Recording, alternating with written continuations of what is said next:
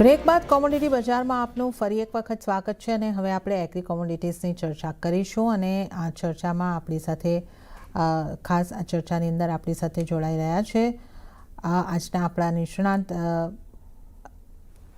એમની સાથે ટ્રેડપુલ સિક્યોરિટીઝના ભાવિક પટેલ. ભાવિકજી, આપનું પણ સ્વાગત છે અને સૌથી પહેલાં આપણે જો વાત કરી લઈએ ખાસ કરીને કે જે કોટનની ઇમ્પોર્ટ ડ્યુટી અહીંયા આગળથી એક્ઝેમ્પ્ટ કરવામાં આવી છે અને મુખ્ય હેતુ તો આનો ટેક્સટાઇલ ઇન્ડસ્ટ્રીને સપોર્ટ કરવાનો રહ્યો છે, પણ આ નિર્ણયને આપ કઈ રીતે જોઈ રહ્યા છો અને આની કેવી અસર કોટન ઉપર આવતી આપણને જોવા મળી શકે છે?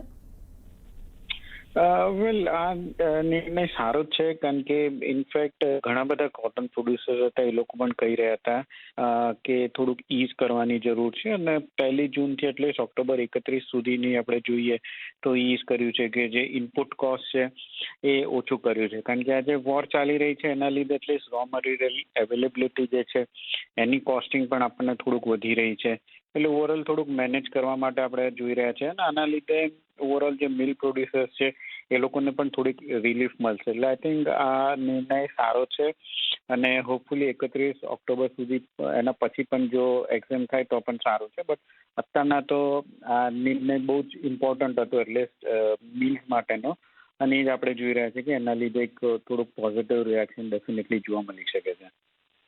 ઓકે, તો અહીંયા આગળથી આપણે જે વાત કરી રહ્યા છે ટેક્સટાઇલ ઇન્ડસ્ટ્રીઝ મિલ્સને માટે એક આ પોઝિટિવ નિર્ણય છે અને યોગ્ય સમયે નિર્ણય આપતો આપણે જોઈ રહ્યા છે. હવે જો આપણે વાત કરી લઈએ મસાલા પેકની, ધાણાને છોડીને બાકી બંને મસાલા એટલે કે જીરા અને હળદરની અંદર દબાણ સાથેનું કામકાજ આપણને જોવા મળ્યું છે. મસાલા પેકમાંથી આપની સલાહ કઈ રીતે બનશે ભાવિકજી? મસાલા પેકમાં તો હજી પણ જીરું મને નેગેટિવ જ દેખાઈ રહ્યું છે. આઈ થિંક થોડું પણ તેજી આવે છે તો એમાં સેલની જ રિકમેન્ડેશન છે 19,800ની આસપાસ અત્યારના આવે તો અગેન સેલ કરી શકાય છે 19,000ના ટાર્ગેટથી અને 20,200નો સ્ટોપલોસ રાખી શકાય છે. ધાણાની વાત કરીએ ત્યારે ધાણા પોઝિટિવ છે અને હવે ઉપલા માથેથી થોડુંક પ્રોફિટ બુકિંગ આવ્યા પછી હવે લાગી રહ્યું છે કે અગેન બેઝ બનાવીને અહીંથી ફરીથી તેજી લેશે તો 12,800ની આસપાસ ધાણા આવે છે તો 13,000ના ટાર્ગેટ માટે બાય કરી શકાય છે.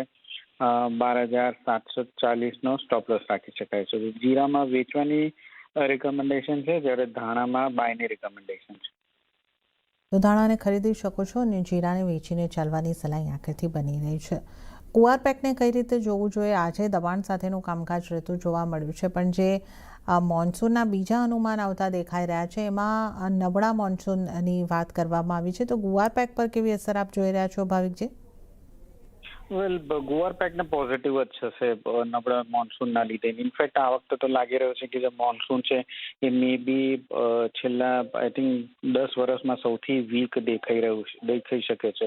એટલે ઓવરઓલ અહીંયાથી એવું લાગે છે કે મોન્સૂન ડેફિનેટલી નેગેટિવ થવાનું છે. એટલે ઓકે ઓવરઓલ આપણને તેજી બહુ જોવા મળી શકે છે. મંદી જે છે એ બહુ મોટી જોવા નહીં મળે.